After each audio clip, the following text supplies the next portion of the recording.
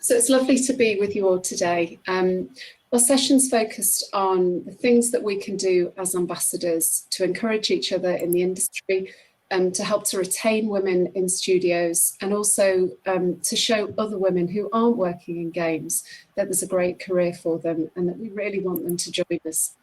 So we've got these polls running to help our session because we wanted to know how many of you had already sort of had the confidence to run something, and how many, and I can see it changing already.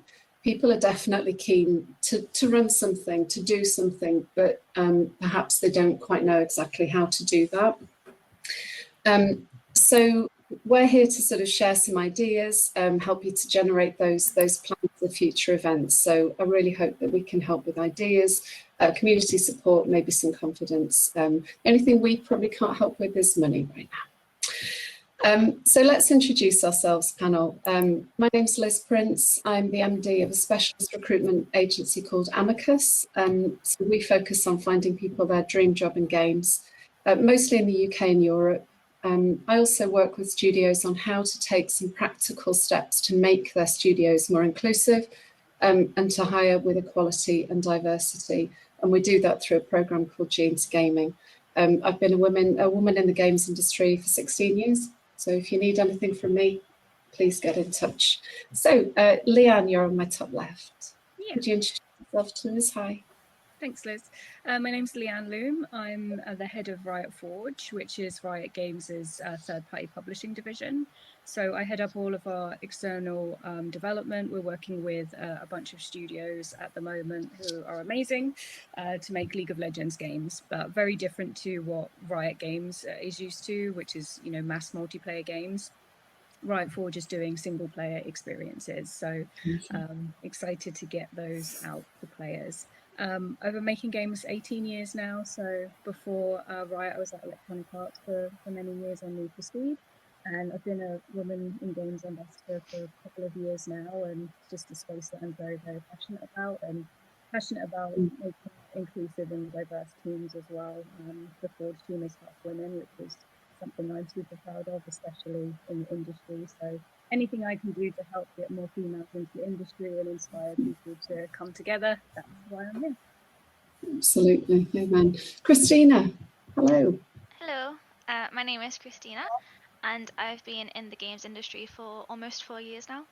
I'm currently an assistant producer at Skyhook Games based in Liverpool.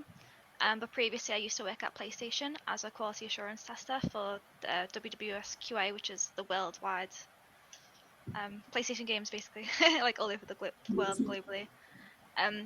So yeah, I'm currently working on Lawn Mowing Simulator with Skyhook, which is actually really fun.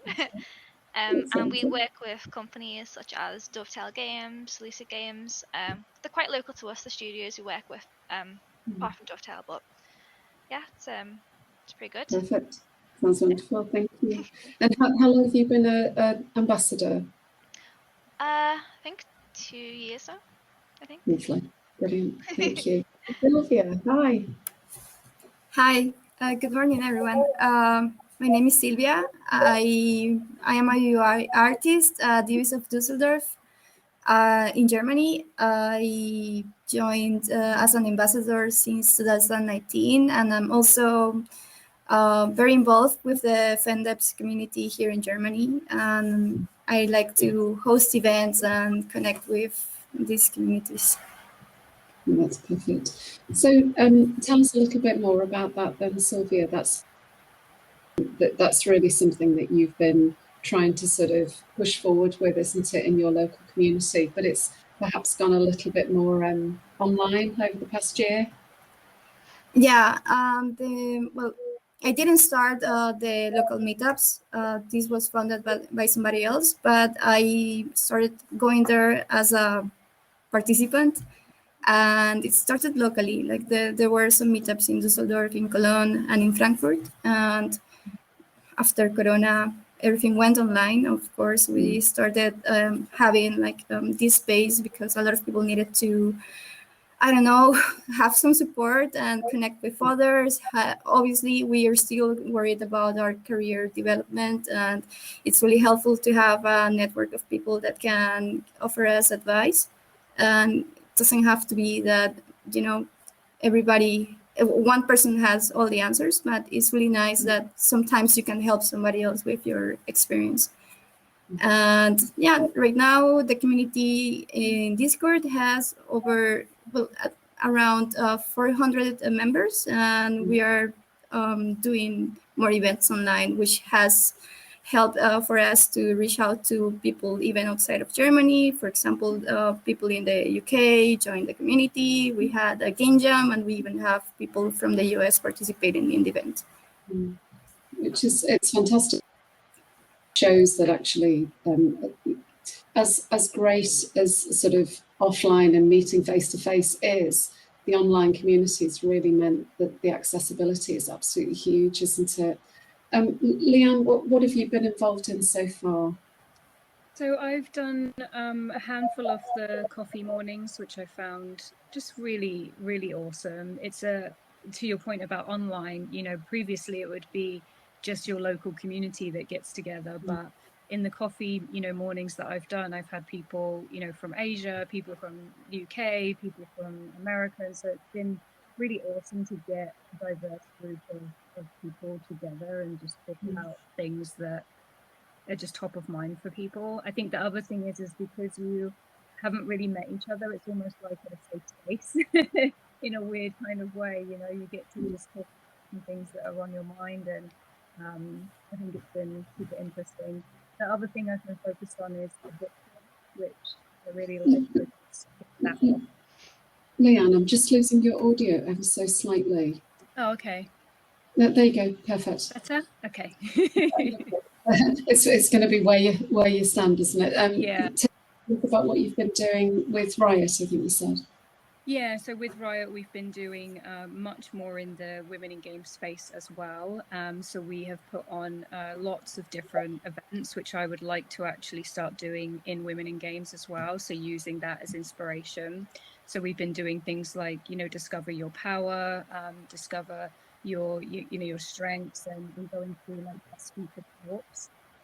Some of the other things I would like to do is an opportunity to hold some sessions around like your personalities and your strengths and your growths. There's some really good online personality tests, which we've been doing at Riot, which I could facilitate everything through that process. So that's something that I'm currently planning to figure out the best way to implement. I mean, those sound absolutely amazing. Finding your power, gosh, who wouldn't want to go to that event? Yeah. I'm totally in if you're running that one again. Christina, you started doing some events basically in COVID, haven't you? So what's been your thing? So I started doing some coffee mornings as well. Same morning, depends on time zone. It was a bit, afternoon, nighttime. So the coffee breaks that I did there were some like formal, like educational ones, and some like really fun ones. So one of the educational ones was more about learning about accessibility in video games, which I found was like really insightful. And even as I was doing it, I was learning as well. And then did a Jackbox trivia game one, which was really fun. That was just getting people to join. We didn't know each other, and it was just like a really fun way to break the ice. So it was really fun. And another one on Pokemon. Everyone loves Pokemon. So yeah, we just totally. talked about Pokemon. Again, if I'd known, I would have been there. It was really fun. And another thing I did help with was we set up a Women in Games book club. There is a Discord link, so if anyone does want to join the book club, you are more than welcome to. We pick a book every month, read it, and then we do like a Discord meeting towards the end of the month. And yeah, that's been really fun, and I think it's helped us sort of read other stuff as well that we're not used to reading, so it's been really good. But if anyone does want to join the Discord, just drop me a message on LinkedIn or whatever, and I'll drop it in for you. But yeah, coffee There's mornings and definitely, stuff. So. no, there's definitely people already who are interested in the Discord link. So, Leanne, I think you'd also mentioned a book club earlier as well. Is that something? Yeah, I mean, we all love it, don't we? And reading a book on your own is interesting, but then talking about it with other people, that's actually where the joy comes in a lot of cases. So let's talk about what else you might be thinking of, because I think what might be useful to the other ambassadors is also things that might have, perhaps that you need to think about what might block you from, doing more or doing things. For example, Sylvia, so online, offline, how do you decide what idea you're going to have for the next event? How do you come up with ideas? Well, as I said, I'm not the only person like in the community, and everybody's brainstorming and offering themselves to host an event or something, and we support them whenever they come with an idea to do it, or we propose also something on our own and they help us to make it through. So I think that a blocker for me most of the times might be time, because even if we can run events for free online, which is really great. We had our last game jam that was online, and we didn't have to ask for money for the first time. So that was really amazing. But it was a lot of work that I did, outside of my work time. So yeah, I think having a balance between what you can offer, and the time you need for yourself, it's important, because if you overwhelm yourself, then you're not going to enjoy it. And I think obviously you're doing it to provide something for a community, or to create a space for other people, but it's also important that you enjoy the experience of doing this. Yeah, I agree. Leanne, how if at all, how have you been able to sort of promote your events, and especially if we're thinking about how we can attract people from outside of the industry as well? Is that something that you've thought about? I think I found LinkedIn to be the most powerful platform. And is my audio okay this time around? Yeah. Yes. Okay, good. So I found social media, definitely LinkedIn. I found the one that's been the most successful, I think, especially because it's where I go personally for like learning and inspiration and networking around your job. So I mostly stick to LinkedIn and Facebook. I haven't been on Twitter. I generally don't use Twitter that much, but I found LinkedIn to be really quite successful. I would say the one piece of tip that I would give to people, and similar to what Sylvia say, like buddying up with someone is really beneficial, so you don't have to do everything yourself. But one of the things that I did find was that my first coffee morning was really successful, and it was super oversubscribed, and I was like, okay, I'm going to set up a next one. It sold out in 24 hours, and then come to the event, only one person turned up. And I felt, obviously I was like a little bit sad. I was like, no, this is, but I didn't want to take it personally. I just thought, okay, what did I do last time round, and what did I do this time round? And I remembered that the first time I did it, I sent a notification a week before, and then also a notification to everyone the day before. Just an email saying like, hey, really looking forward to meeting you all. Like, reminder, here's the time and here's the link. And I did that on the first one. On the second one, I was so busy, I just didn't remember to do the notification. The third one, I did the notifications again, and everybody came up.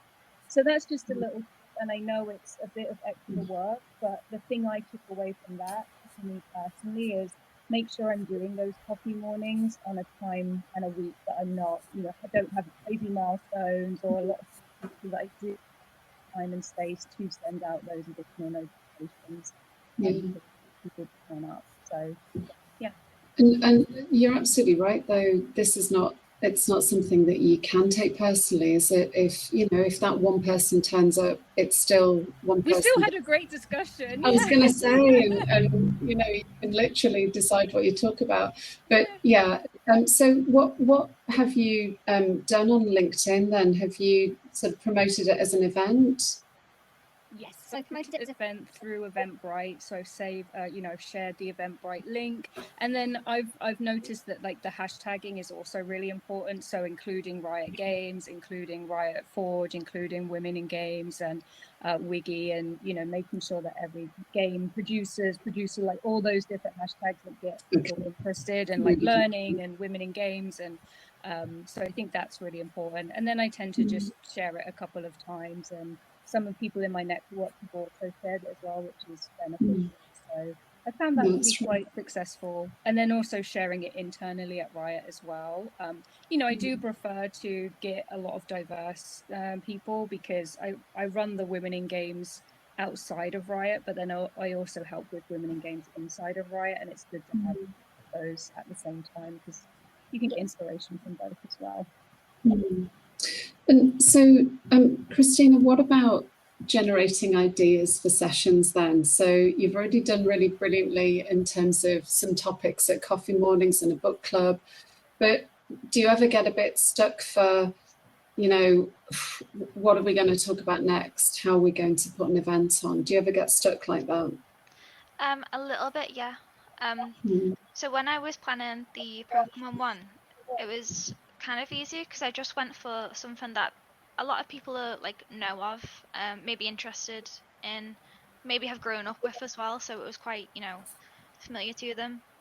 The accessibility one was me just being passionate about accessibility in video games, because last year it wasn't too mentioned, and I think since The Last of Us Part 2 really brought it to light, it's game studios have started to bring it to light a bit more now as well. So that was just something I was really passionate about.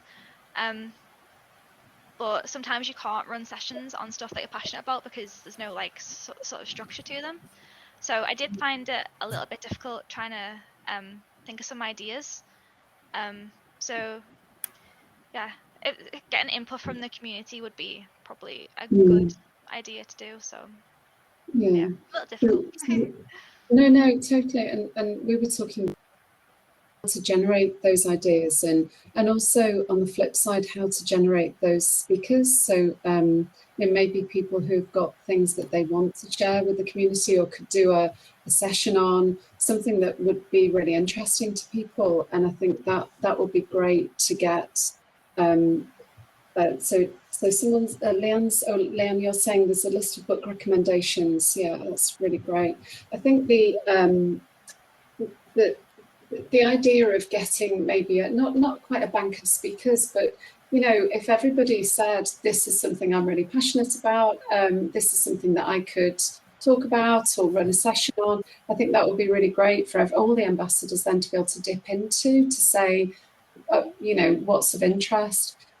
Sylvia, you also mentioned about, I think something Leanne just touched on as well, those kind of employee resource groups. So where all the studios were all working, there's probably people in there who might have ideas for topics. Is that something that you've thought about? To be honest, I've been more involved outside of my company for with women in games communities. But now I saw a new initiative for a women in games group in Germany within Ubisoft. I'm really interested to see what are the plans for this, and I've already reached out to them. So let's see. I think it's a good platform for us to connect and to see what we can do with the company supporting us for this. And Leanne, is that something that you feel at Riot?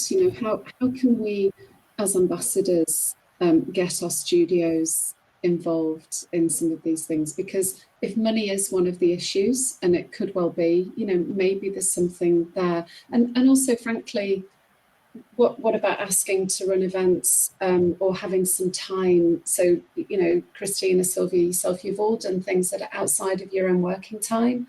So maybe there's something there. How do you think someone like Riot would feel about that? Yeah, I think very open, to be honest, especially because now, like I said, in the last year during COVID, Riot has started up their own Women in Games kind of program, which has been super interesting. So I think now that's up and running, there'll be a lot of opportunities for crossover. We also have a D&I team and a pharma team, so there's a lot of resources that, you know, I've been able to tap into myself for those ideas and that inspiration. So I think it's really good. I also really love the idea of having like a running document of speakers and topics and talks and stuff between the ambassadors. I think that could be really awesome, because as you were chatting then, I was thinking, oh, wouldn't it be cool if there was an ambassador from outside of Riot that I could bring into the Women in Games Riot program, and vice versa? Like that could actually be a really cool idea. Do you think then it's how much communication do you have? I mean, Christina, I know you're plugged in Discord group, but how much communication do you have with others when you're thinking about running events, or do you feel it's a little bit on yourself? I mainly take it upon myself, really. But it would be nice to start asking the community, like, you know, what kind of events they'd like to see. But yeah, it was mainly me just taking my own initiative with that.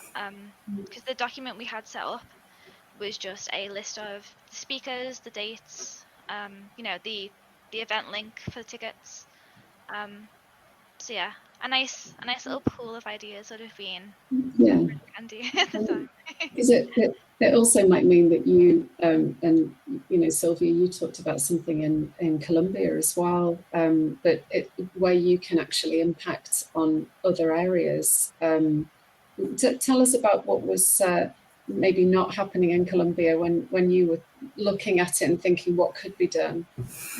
So the things that the industry in Colombia is younger than here in Europe, and there are not so many companies, but there are companies now, which is not something I saw when I was living there.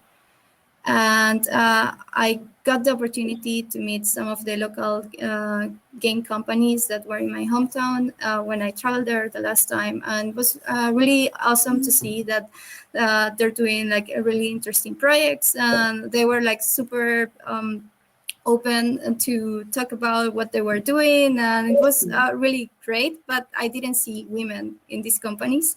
I only saw like one developer, and I'm happy that it was a developer, which is not that common. But I felt that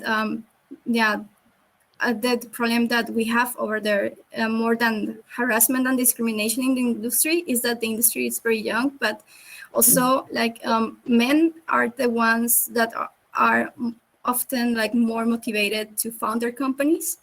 And since like obviously like a lot of men grow up with games, they already see this as something they want to do professionally. I think games as a career is still something very new in Colombia, and a lot of women don't see themselves as a possibility for them.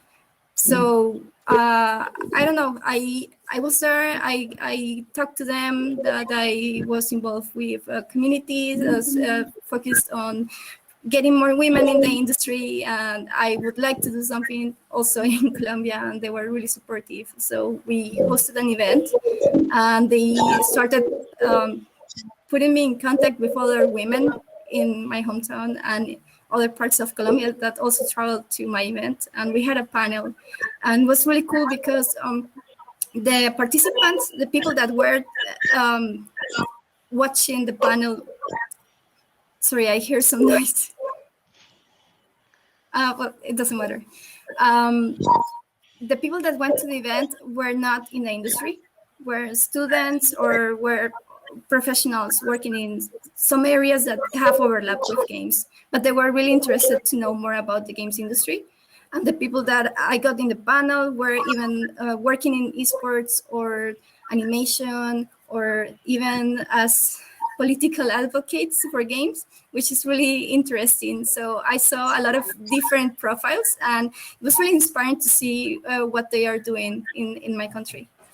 That's absolutely fantastic, and definitely one of the the real focuses, isn't it? To try to find or show the career in games as something that is available for women. Yeah, that's fantastic. We've got a question from Amelia. Working towards hosting an event, so a micro conference, that sounds amazing, at the university that she works at, and you've got a venue, wow, a budget, wondering the best way to approach, oh, you're right at the bottom, fellow women in games ambassadors might be interested in speaking. Okay, Leanne, is that something you want to have a think about? Obviously, Yeah. LinkedIn being the first thing you've just mentioned. Yeah, I mean, as I was reading that question, I was thinking, obviously Discord is a great place to reach out, but also if there is a email address alias that has all of the women ambassadors, I don't know if that exists, but maybe that's something to chat to Gemma about. If we have an email alias that Amelia could send a survey out to, just a simple Google form survey these are the dates, this is the, setup, would you be available to chat and speak to someone? If so, put down your contact details. I mean, I know I would love to, Amelia, if you're looking for speakers or support in any way, I would definitely be open to support that. Amazing. So Amelia, it's definitely about reaching out. So if you get in contact with the Women in Games organisers and Gemma in particular, then it sounds as though you'll probably have quite a lot of people putting their hand up. It's definitely something also thinking about what's your audience, isn't it? What are they going to be interested in? So finding out a little bit about what they want to learn that day. So if we haven't got any other questions, we've just got a couple of minutes left together. Maybe just your sort of one biggest piece of advice for people. Sylvia, what would you say to anyone that maybe hasn't got the confidence or hasn't had the ideas to organise an event? What do you think? Well, I think it's important to reach out to other people. There are always like these local communities, or for example, Women in Games have a big platform of people that are already involved. You can just reach out to them and say, hey, I want to support something, or I want to host an event. Can we brainstorm? And I think that would be a good start for, getting more involved. Brilliant. Christina, your piece of advice? I think a good idea would be to have someone with you. So if you know someone in the community that you're really comfortable with, ask them if they want to, co-host with you. When you've got someone that you're really comfortable with, it makes it so much easier. And you can always have like a little structure as well, so you can have one person asking questions, to make it really comfortable. So yeah, good idea. Yeah, good idea. Nice, love it. And finally, Leanne, what would be your piece of advice? One of the things I would recommend is like go to some of those events yourself and observe and really like sponge up the information. I know when I was ready to do my first Women in Coffee, I went to a couple first and I spoke to the organizer and I said, hey, what worked and what didn't work? And I got some really great advice, like don't use a PowerPoint, like have a discussion. There was just a lot of things that were really useful to see firsthand. So I would definitely recommend, if you're planning a game jam, go to a couple of game jams. If you're planning a Women's in Coffee, go to a couple and just see how they work. And then I think that can help build up your confidence. That sounds brilliant. That's really good advice. And I hope it's really helped everybody just with some ideas and maybe just confidence to take that first step. And we were talking earlier before we go, I definitely think that a Women in Games game jam is probably something that somebody should pick up, because that would be an absolutely fantastic event to really promote out there and try and get some women from outside the industry involved. Oh yes, the games jam, good. Gemma's listening. Gemma's listening, so I know she's on there talking about the email. I just want to adapt the scale of what you want to do. It doesn't have to be big from the start. So just do something manageable.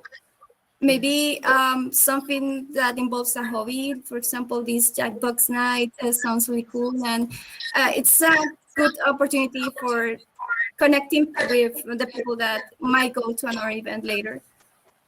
Brilliant. Thank you, everybody. I think our time is up. enjoy the rest of the event and get networking. And Jenna's saying we're on it. Make sure you join the festival session later. There you go. Things to come. Thanks to everybody on the panel. I've really enjoyed listening to everybody and learning from you. So I'll see you very soon.